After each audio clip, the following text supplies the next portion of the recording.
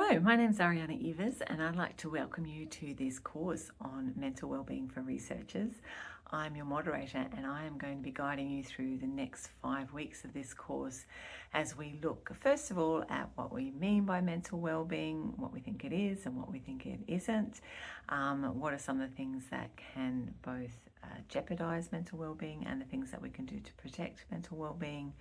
We'll look at how this is specifically relevant for higher degree researchers and early career researchers as well. And then we'll move into some more practical strategies about what you can do to recognise the signs that your mental wellbeing might be under threat and how you might be able to look after it.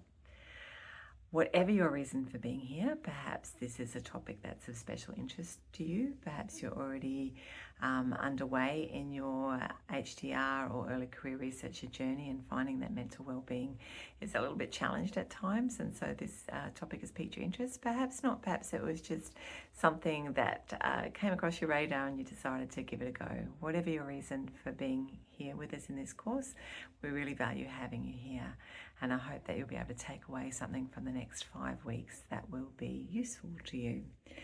This is a kind of topic that sometimes, to be honest, the usefulness of it or the relevance of it may not always be immediately apparent.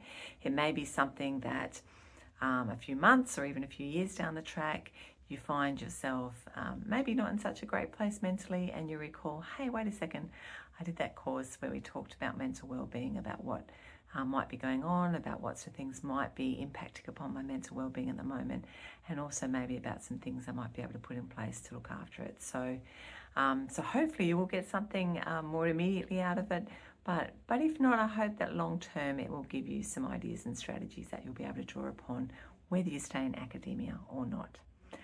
So over the course of the 5 weeks, we start off by, looking at some theories and definitions of what we mean by mental wellbeing.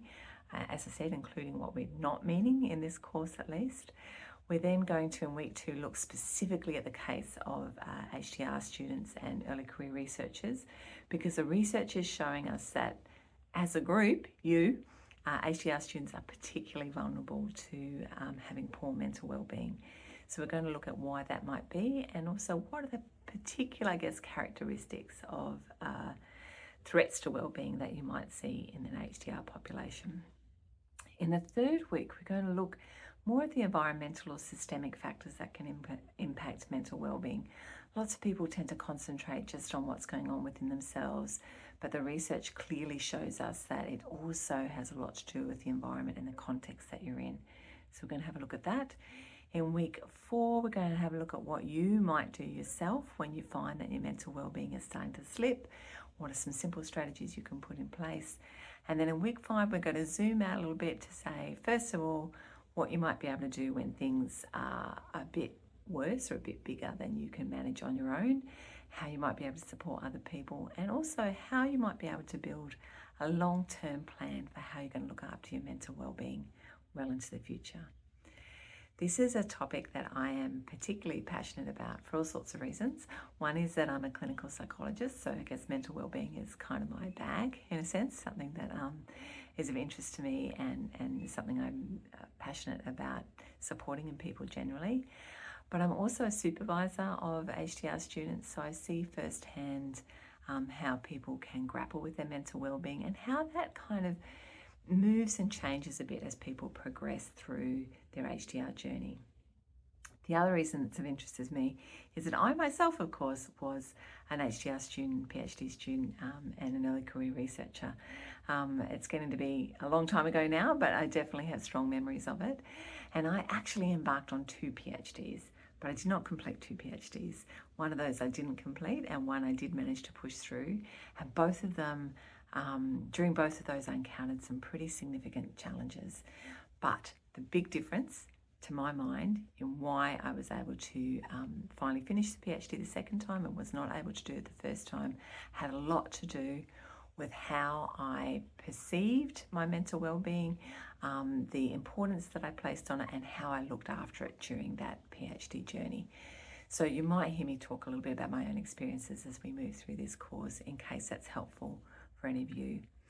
Also, as an additional thing, I engaged in my PhD as an international student. I didn't complete my PhD in Australia, so I have a particular feeling for those of you who may be international students and the special challenges that you face as you're not just trying to deal with the challenges of doing a PhD, which are significant, but you're also trying to manage with just being in a different country and all the things that that throws up. And I know that that can be often quite an invisible set of obstacles. So I really feel for you at that as well.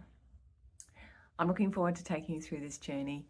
Please start engaging with the material, and I will be back as we go through week by week to give you updates. And then, of course, don't forget the live Zoom session where you get to tune in and ask me some questions in person. Enjoy. Don't forget to send me through any of your questions, and I will check in with you as we go along. Bye for now.